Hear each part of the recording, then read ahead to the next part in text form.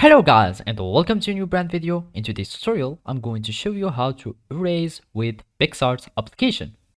So the first thing that you will need to do is to go to the store of your smartphone. Either you can go to Play Store if you have an Android, or you can just go to the App Store if you have an iOS phone.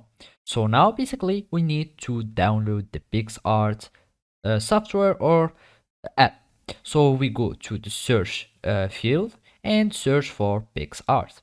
So basically we go here, we search for it, and then we will need to click on this icon, and then you will need to click on get or download, depends on the store that you are using.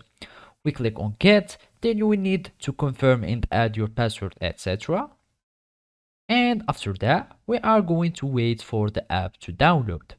So basically now we are just going to wait for it to download, and those are like the informations or all the infos concerning this application. So basically after the download and the installation has finished, we need to go to our application. So we are going to click on it, and now we will need to wait until it opens. And as you can see, you can just allow the track or other things. So let's go here, and now we will need to create an account, or we can just log in on one of these accounts like Google, Facebook, or Snapchat, or Apple accounts. So if you want to create your account with email, just click on create an account, or you can just sign in with your Google account.